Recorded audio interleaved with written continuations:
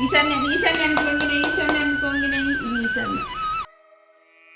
ఇలా ఉన్న బెల్లము,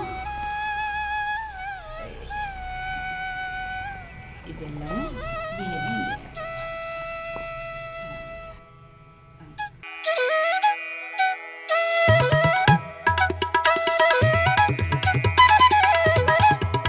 ఇక నేనైతే సంక్రాంతి రోజు పాలు పొంగించడానికి ఫస్ట్ జాజు పెట్టి ఇట్లా అలుక్కుంటా. దాని తర్వాత వరిపిండితోటి ముగ్గేస్తా. ఇక గొబ్బెమ్మలను చేస్తా.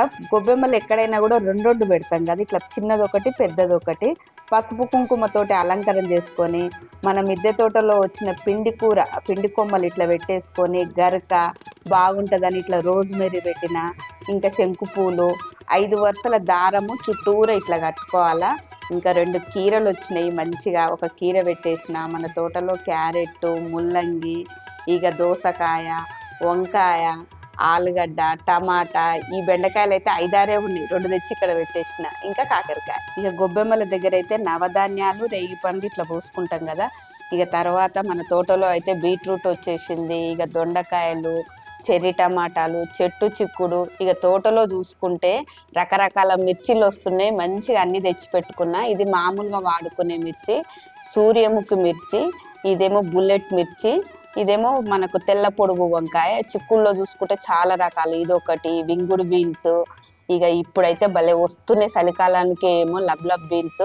ఇక మనందరికి ఇష్టమైన బెల్ స్క్వాష్ కూడా పైన మంచి కాస్తున్నాయి, తెచ్చి పెట్టుకున్నా. ఇక ప్యాషన్ ఫ్రూట్ కూడా వచ్చేసింది, ఇది కూడా తెచ్చి పెట్టుకున్నా. ఇక గుండు సొరకాయ. ఇక ఇటు సైడ్ కూడా గొబ్బెమ్మ కానుకొని పల్లీలు, అన్ని ధాన్యాలు, కందిపప్పు, మినప్పప్పు, శనగలు, పెసరపప్పు, మళ్ళీ గొబ్బెమ్మ వచ్చేసి. ఇంకా వీటన్నిటి మధ్యలో పాలు బొంగ పెట్టడానికి బండలు పగలకుండా ఫస్ట్ ఇసుక పోసుకున్నా. దాని తర్వాత నువ్వులు, పెద్దవి చిన్నవి అని నువ్వులు పెట్టేసుకొని ఫస్ట్ పెద్ద గురిగి, దానిపైన చిన్న గురిగి, ఒక మూత, కంకణం కట్టుకున్నా. ఇంకా కిందనేమో ఆవు పాలు పోసుకోవాలి ఈ గురిగిలా. పైన గురిగిలు వచ్చేసి నేను ఏం చేస్తానంటే బెల్లము, బియ్యం వేసుకుంటా. ఈ పాలు పొంగంగానే ఈ బెల్లము, బియ్యం తీసి ఇండ్లు వేసేసిన. ఇక చిన్న కంచు, ఇంకా వెనక చూసుకుంటే ఇట్లా పీట పెట్టుకున్నా. పీటను కడిగి ముగ్గేసుకోవాలా. పసుపు కుంకుమ దేవుళ్ళని ఇట్లా అలంకరణ చేసుకున్నా. ఇక వెనక ఒక కొత్త చీర, అద్దము. ఈ అద్దము కొత్త చీర అయితే ఎప్పటి నుంచో మా అమ్మ పెట్టేది, నేను కూడా అట్లే పెడుతున్నా. ఇంకా ఎట్లయితే సంక్రాంతికి రైతులందరూ తమ పంటను దేవుడి దగ్గర పెట్టి పూజ చేసుకుంటారో, అట్లనే మన మిద్దె తోట పంటను కూడా ఇంత మంచిగా పండించుకొని మనం కూడా చక్కగా దేవుడి దగ్గర పెట్టి పూజ చేసుకొని ఎప్పటికీ మన మిద్దె మీద ఇట్లనే మంచిగా పండించుకోవాలని ఆ దేవుణ్ణి కోరుకుంటున్నాను. అందరికీ ఈ సంక్రాంతి శుభాకాంక్షలు.